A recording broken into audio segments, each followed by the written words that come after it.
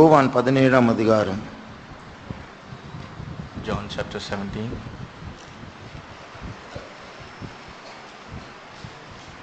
16ஆம் வசனத்தை வாசி. Let's read verse 16. நான் உலகத்தான் அல்லாதது போல அவர்களும் உலகத்தார் அல்ல. இயேசு சொல்லுகிற வார்த்தை. These are the words of Lord Jesus.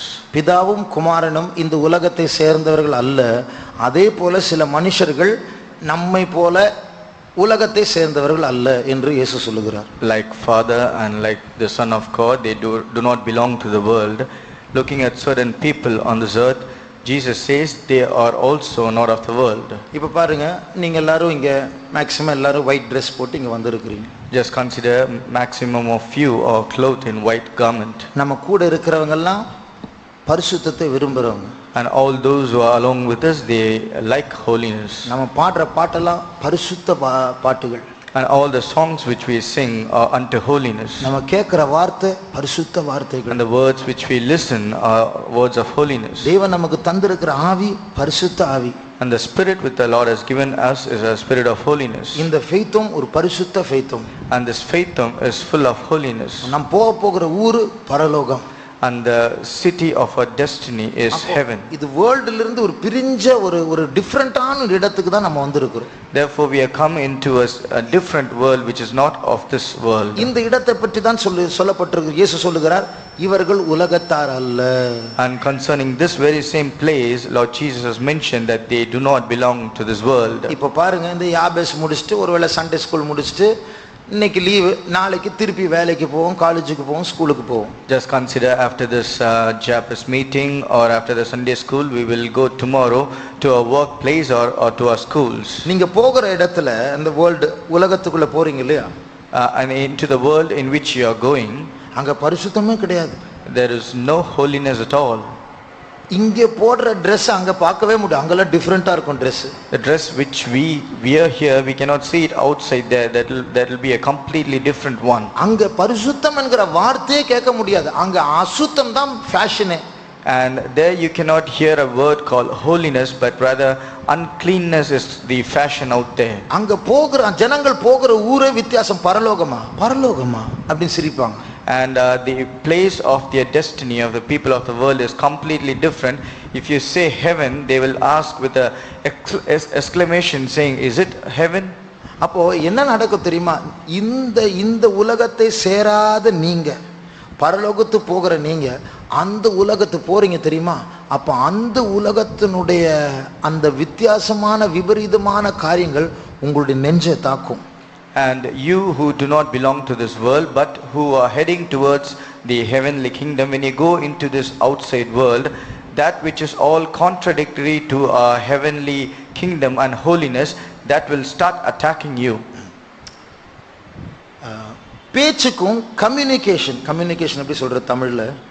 பேச்சுக்கும் கம்யூனிகேஷனுக்கும் டிஃபரன்ஸ் இருக்கு. There is a difference between a normal speaking and communicating. ஒரு ஆள் உனக்கு முன்னாடி நிற்கும் போதே அவங்க எப்படி நிற்கிறாங்க, எப்படி பார்க்குறாங்க, அந்த பார்வை எப்படிப்பட்டதா இருக்கிறது, எந்த நோக்கத்தோடு இருக்கிறாங்க, அவங்க போடுற ட்ரெஸ், அவங்க ஹேர் ஸ்டைல் எல்லாமே பேசிட்டு இருக்கும். And if a person is standing before you, even if they don't open their mouth, but you look at them, the way they dress, the way they look, the way they stand, all their bodily posture, that itself will speak to you. அப்போ அதனால தான் நம்ம அந்த உலகத்துக்கு போகும்போது ரொம்ப கேர்ஃபுல்லா இருக்கும். And it is therefore you should be very much careful when you go into this outside world. ஏன் தெரியுமா? அந்த உலகத்துக்கு நீங்க போக அந்த ஸ்கூல், அந்த காலேஜ் உங்களை அந்த பரலோக பாதையிலிருந்து பிடுங்கி மைண்டை கெடுத்து அதை மறைத்து இந்த பூமிக்குரியவர்களை அவர்களில் ஒருவராய் மாற்றக்கூடிய வல்லம் இருக்கு அந்த உலகத்துக்கு. Because when you go into your schools and colleges, the world outside has attractive power that will hide the path to the heavenly kingdom. Rather it will enlighten its own path and it will draw into evil. அப்போ நாம் அந்த நீங்க ஸ்கூலுக்கு போகும்போதே, காலேஜுக்கு போகும்போதே, வேலைக்கு போகும்போதே கர்த்தருடைய சர்வாயுத வர்க்கத்தை தரித்து கொண்டு தான் போகணும்.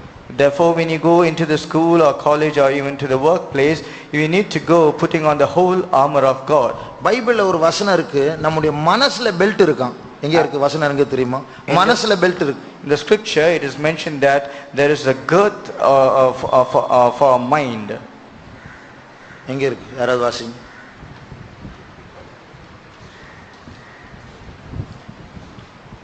பைபிள் இருக்கு. மனசுல பெல்ட் பைபிள் இல்லையா?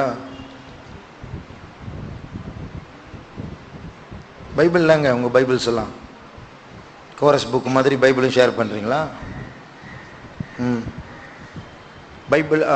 பைபிள்ல மனசுல பெல்ட் இருக்குன்னு இருக்கு. எங்க இருக்கு?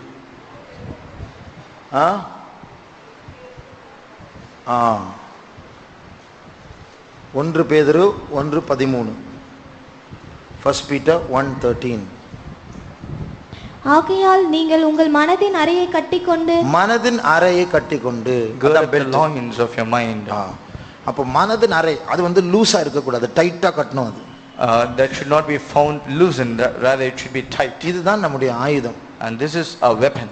அப்போ நம்ம வீட்ல இருந்து ஹாஸ்டல்ல இருந்து கிளம்பும் போதே அந்த உலகத்துக்கு போகும்போதே நான் தீட்டு போடக்கூடாது, நான் அந்த உலகத்தை சேர்ந்த ஆள் இல்லை, நான் பரலோகத்துக்கு போக வேண்டிய ஆள் என்று அறிந்து உலகத்திற்கு அந்நியர்களை போல நம்ம புறப்படணும்.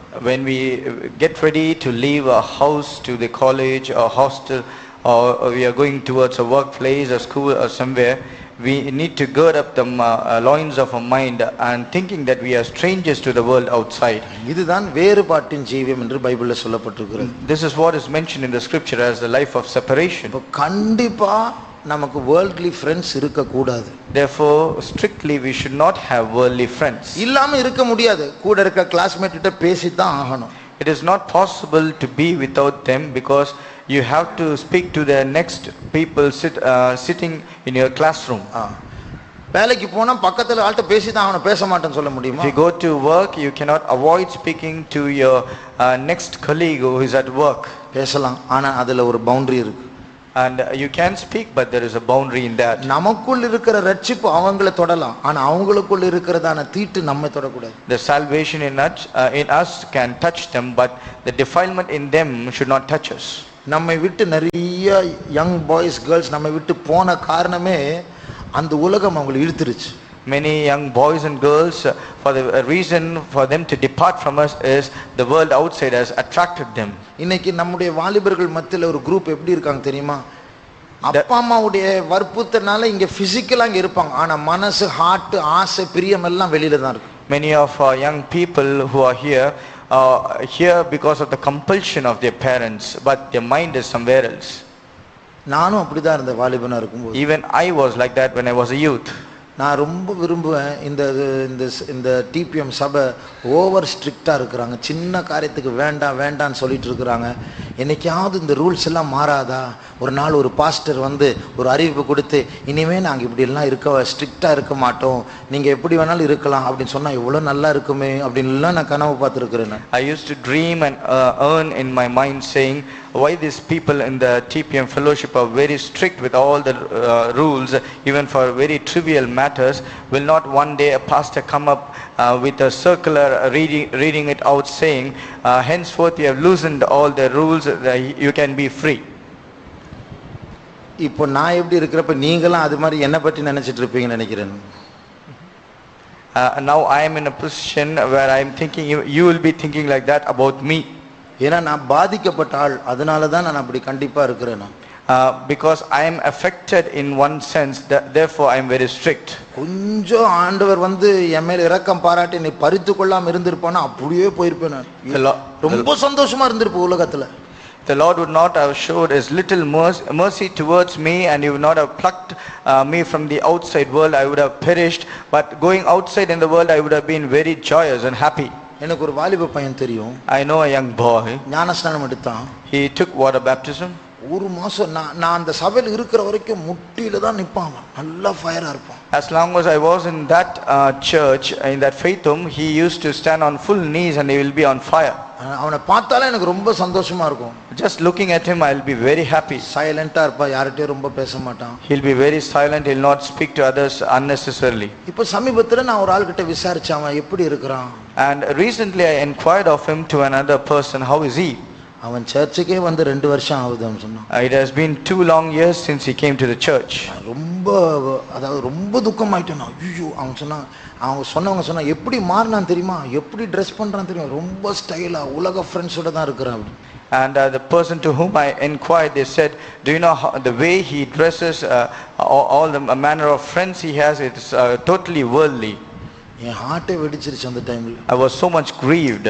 அப்போ உலகம், இந்த உலகம் எவ்வளவு ஒரு வல்லமை பாருங்க, பயங்கர வல்லமை. See how powerful is the power in this world outside. எனக்கு ஒரு பையன் தெரியும். I know another boy.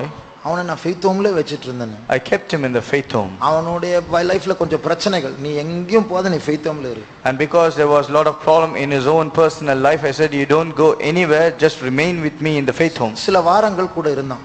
And for a few weeks he was with me. கொஞ்சம் வாரம் பொறுத்து என்கிட்ட வந்து, பிரதர் நான் போறேன், நான் வெளியே போறேன். But after a few weeks he came to me and said, brother, I want to go outside. ஏன் வெளியே போறேன்? I asked why. இல்ல நான் இதுக்கு மேல இங்க இருந்தா உங்களுக்கு தான் பிரச்சனை அப்படி. If I stay here henceforth it will be a problem for you. என்ன பிரச்சனை சொல்லு. I asked what is the problem. அவனை தனியா கூப்பிட்டு பேசினேன். I called him separately and inquired from him. இல்ல சில வருஷங்களுக்கு முன்னாடி ஒரு பையன் என்னை வெட்டிட்டான், வெட்டி இருந்த கையை காட்டினான், இங்கெல்லாம் பயங்கர வெட்டு காயம். Few years before, a boy, he took a sickle and he just cut my hand, and he also showed the mark on his hand. நான் போன வாரம் அவனை பார்த்துட்டேன். Last week I saw him. அவனை நான் வெட்டாம விட மாட்டேன். And I will not leave him without taking revenge. எனக்கு ஃபெய்த் ஹோம்ல என்னால இருக்க முடியாது, இருந்தா உங்களுக்கு தான் பிரச்சனை, நான் வெட்டிட்டு எங்கயாவது நான் போய்டுவேன் நான். And it is therefore I cannot remain in the faith home, and if I stay here you will be in problem, because I will cut his hand and I have to go to some other place. ஏய் நீ வெட்டினா எங்க போவேன், அதெல்லாம் பரவாயில்லை, எனக்கு வெட்டாம இருக்க முடியாது, நான் கொலை பண்ணி தான் ஆவேன். He replied saying, when I asked where will you go if you cut his hand, but he said, I cannot remain without taking revenge on him. I will certainly cut his hand and go wherever I want to. பாருங்க, அவன் faith ஹோம்ல இருந்தான், நல்லா ஸ்தோத்திரம் பண்ணிட்டு இருந்தான். இவன் அந்த பையனை பார்த்தோன்னா அந்த ஸ்தோத்திரமும் போச்சு, பரலோகமும் போச்சு, பரிசுத்தமும் போச்சு, அவனை வெட்டணும் அவ்வளவு. He was in the faith home, he used to praise the Lord very nice.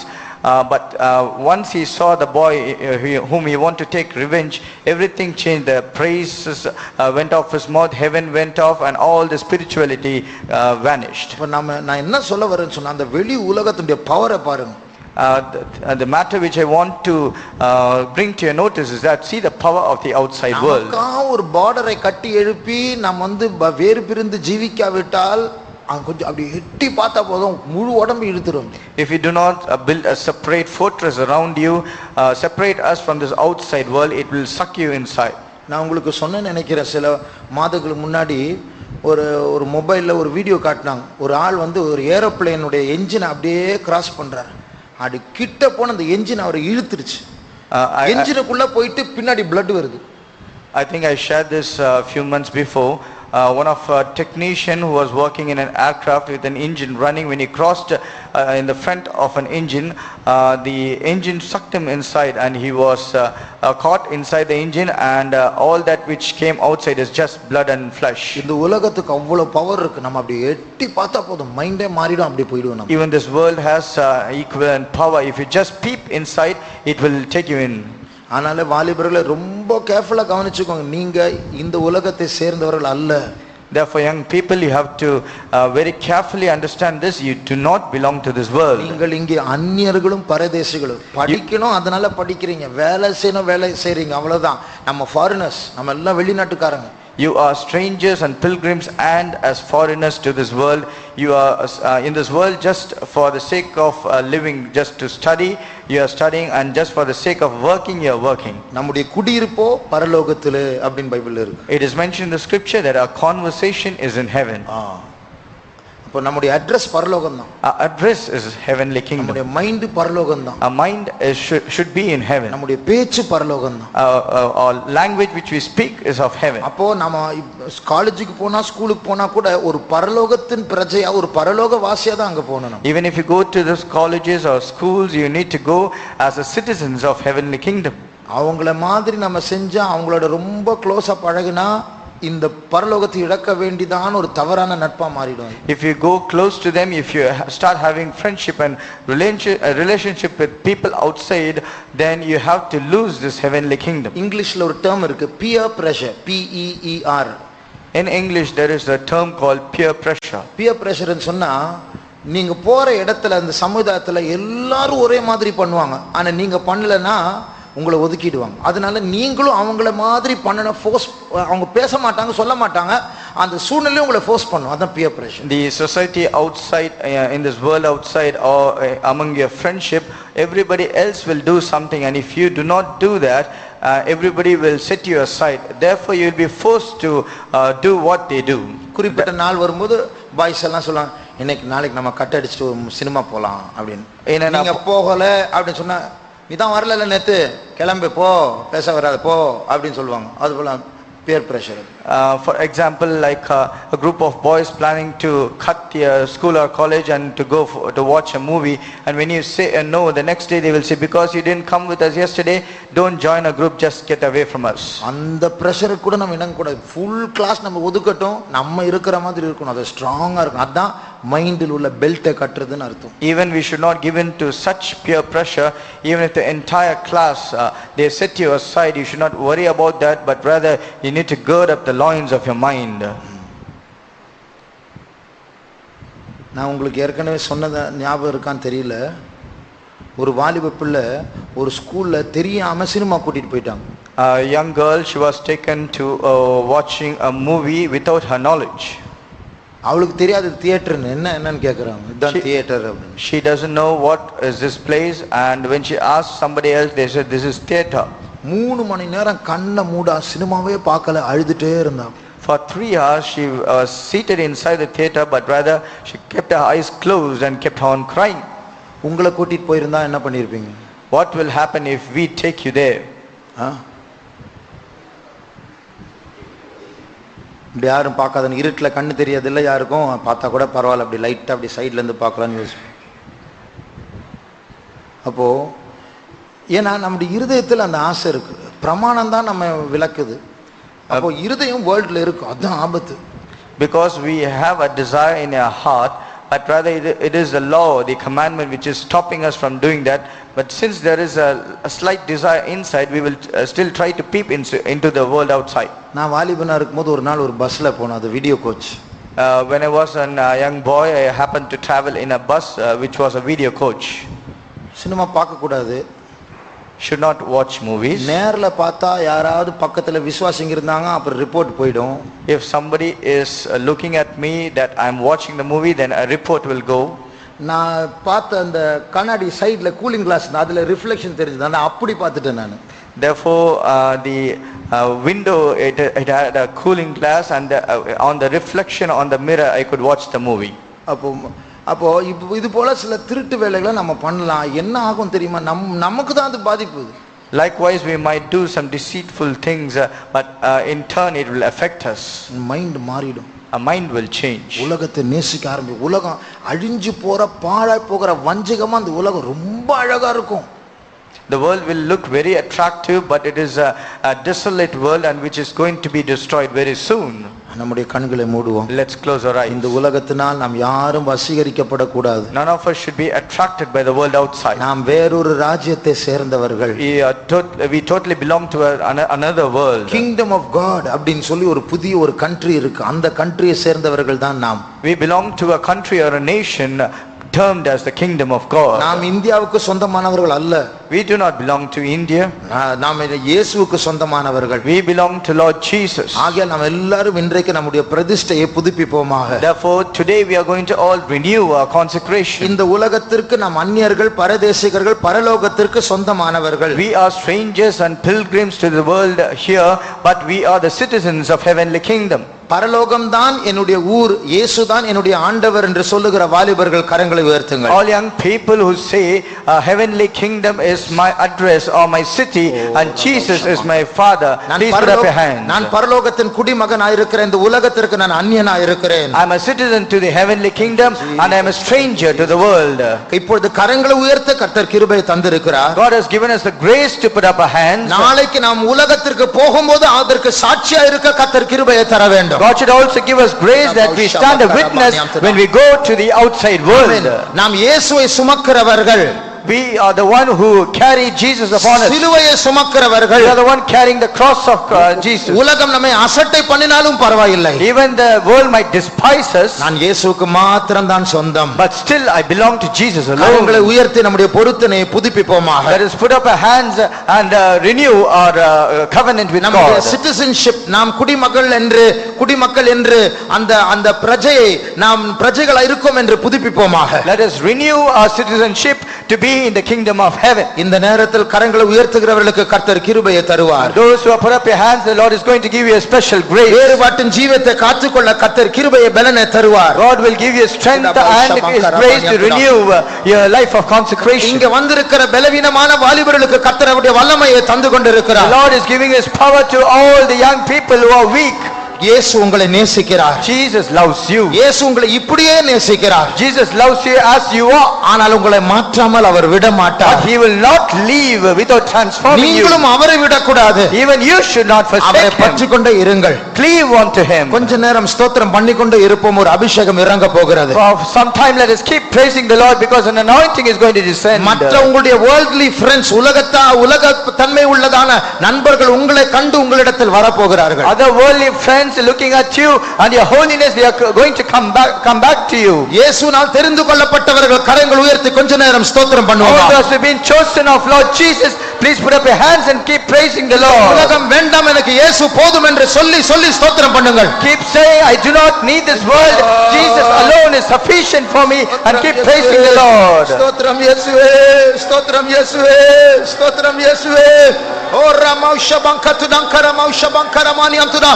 ஸ்தோத்திரம் பண்ணிக்கொண்டே இருக்கும்போது கர்த்தருடைய வல்லமையை பெற்றுக்கொள்ளுங்கள். When you keep praising, you can also receive the power from above. உலகத்தோடு சேராமல் இருக்கிற வல்லமை இந்த அபிஷேகத்தில் இருக்கிறது. There is a power in this anointing that you should not mingle with the world outside. உங்கள் மூலமா உங்களுடைய உலக பிரகாரமான நண்பர்களை கர்த்தர் மாற்ற போகிறார். Through you, the Lord is going to transform all your worldly friends. உலகத்தை வெறுத்து உங்களை நேசித்து உங்களுக்கு இயேசுவை நேசித்து உங்களிடம் வரப்போகிறார்கள். They are going to hate the world outside, loving Lord Jesus. They are going to come to you. ஸ்தோத்திரம் பண்ணிக்கொண்டே இருங்கள். Keep praising the Lord. கர்த்தர் அந்த வல்லமையை தந்து கொண்டே இருக்கிறார். God is giving that power right now. ஓ ரமௌஷமங்கத்துதங்கரபௌஷபகத்துதங்கரபௌசபாலியானமதுதா. ஸ்தோத்திரம் இயேசுவே. நீரமங்கத்திதங்கஷபங்கரமானியதுதா. ஓ ரமௌஷபங்கரமானியனமங்கத்துதா. Thank you Lord. We thank you Jesus. ஸ்தோத்திரம் இயேசுவே.